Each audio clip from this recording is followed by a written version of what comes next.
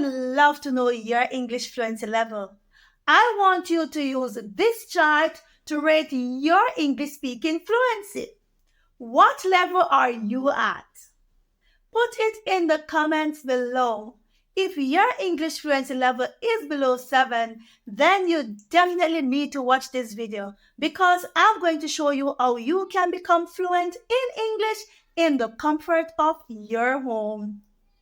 The first thing you need to do is to identify your why. Why do you want to learn English? When you identify your why, that will be the driving force that will push you into wanting to learn more.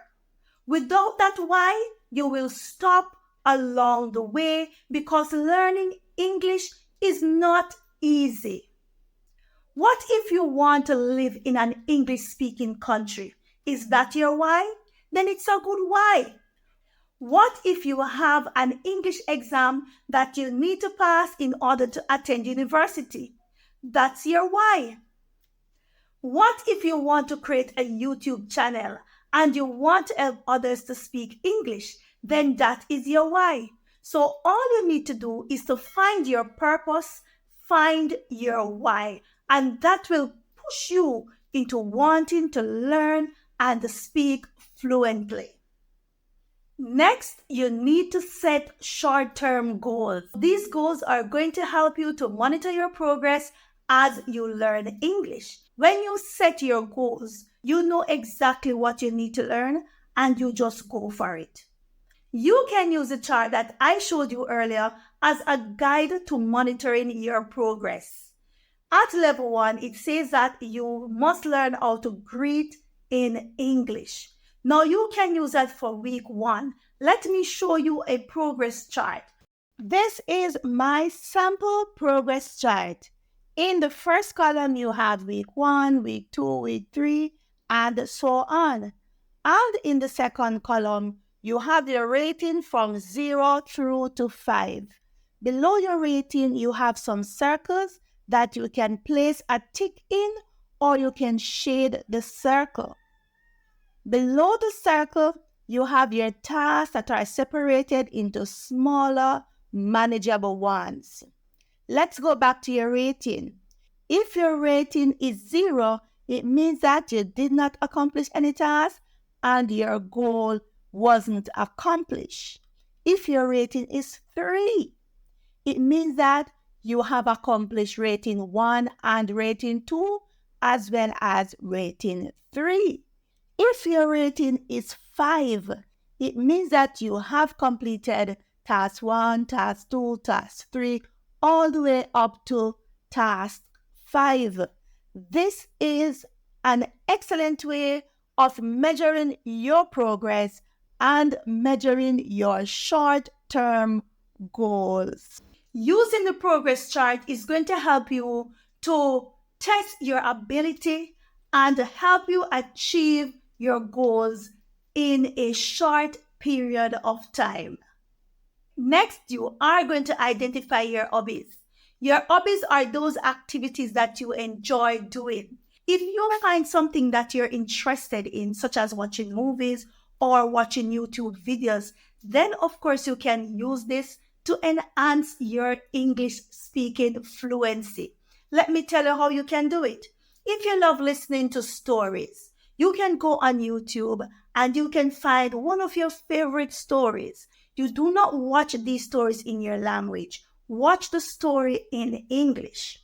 Yes, I know that you may not understand everything, but what you can do is to watch part of the story in your language and then you watch it again in English.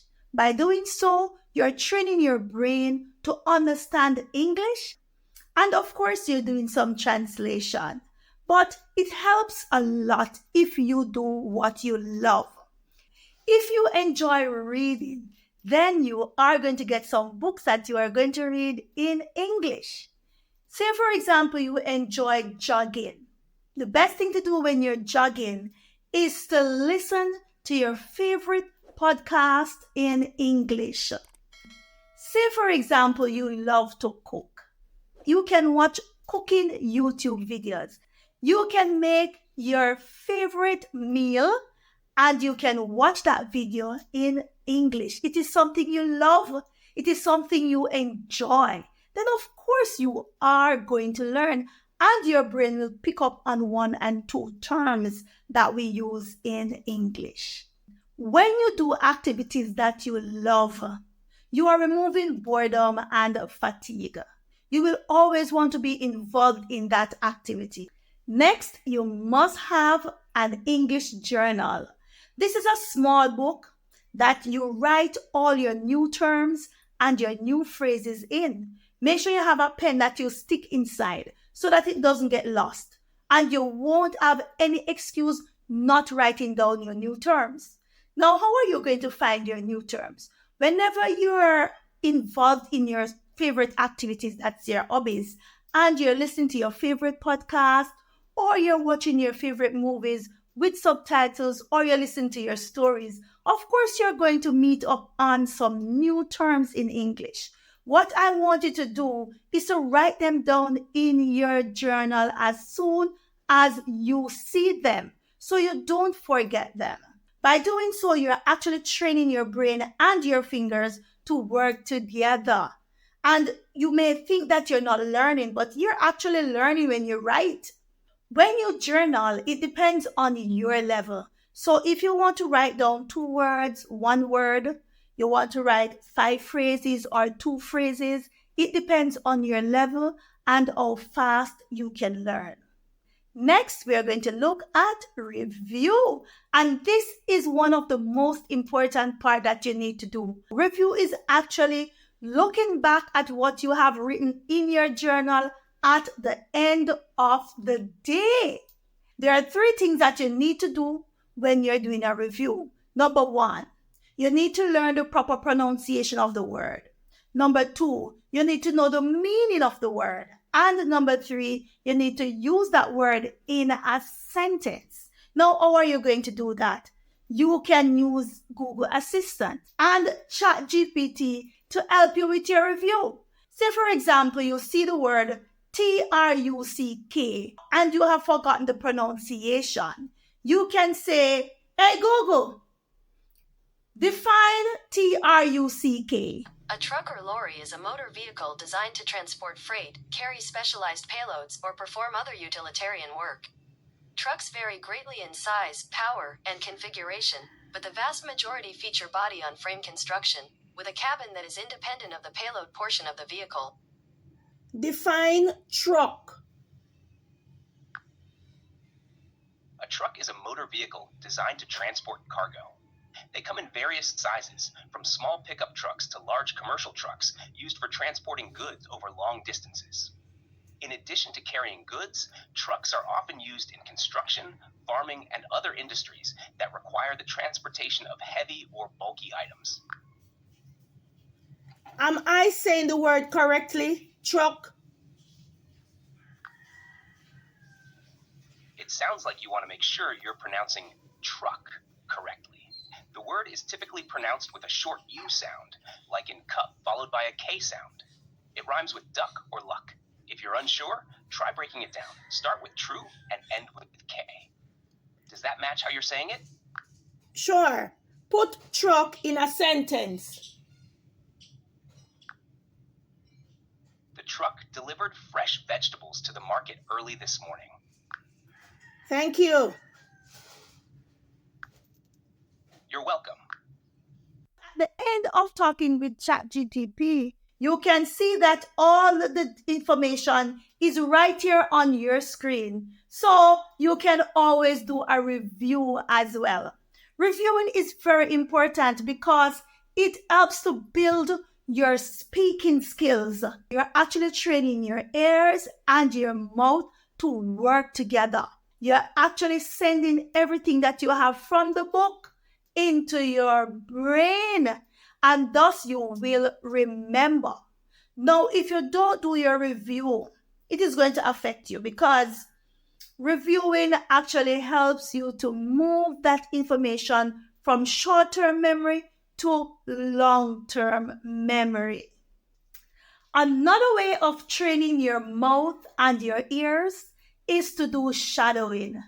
Shadowing is actually copy and repeat what was said by a native speaker. How do you do shadowing? First, you watch the movie or your podcast or your story that you're listening to or the news. You watch it in your language so that you can understand what is going on.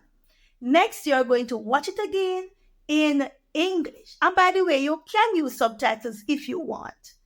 Next, you are going to copy exactly what the actor says, and you're going to copy the accent as well. If you're listening to a story and the narrator says, "In the land of the brave lived an old woman," you are going to say the same thing and you're going to mimic the accent. "In the land of the brave lived an old woman." That is shadowing. You listen and you repeat exactly what you heard. By the way, when you're doing shadowing, it's best if you are alone in the room, alone at home, because you do not want any distractions. If you have your siblings there, they're going to laugh at you because, of course, when you're doing shadowing, you're trying to sound exactly like the speaker. You will make some funny sounds and you will be distracted if you have your siblings there or your parents there listening and laughing at you. Plus, they will discourage you and you don't want that. Shadowing also helps to build your self-confidence. Even if you're a shy person and you start to repeat what you see on your TV, what you hear on your podcast, what you hear when you're listening to your stories or when you're watching the news, then of course that shyness inside of you will go away slowly and confidence will appear. So start doing your shadowing today. Next, you must talk to people. It doesn't matter if they speak English or not. You need to practice and you need to start speaking. Remember, to become fluent in English, you need to speak 10 times as much as you listen. So talking to people will allow you to continue training your ears and your mouth to work together. Now, what do you say to start a conversation when you see someone? Just ask a question. "Hello, do you speak English?" "Hi, do you speak English?" The next question that you can ask is, "How do you say this in English?" Another one that you could do is to take up this and you could say, "How do you say this in English?" And by the way, you can take a picture and send it to ChatGPT and ChatGPT will tell you the word in English. Talking to people will definitely get rid of your shyness and increase your boldness. And that is what you want. You want the confidence to approach somebody you don't know and just start talking. How are you going to do that? You are going to do shadowing. Then after you do the shadowing, you practice what you know by saying it out loud to anybody you see, even your parents, although they don't speak English. Approach them and say, "Hello, good morning. How is your day?" When you see someone on the street, "Good morning, good afternoon, how are you?" That is speaking. That is practicing. When you do this, you boost your confidence level. And so you will not be afraid to speak. When you meet people and you speak and you ask them questions, you will one day meet somebody who is learning English or who can speak English, and they will correct your pronunciation and your grammar. Maybe you can become friends. Who doesn't want a good friend? Remember, asking a question is one step forward.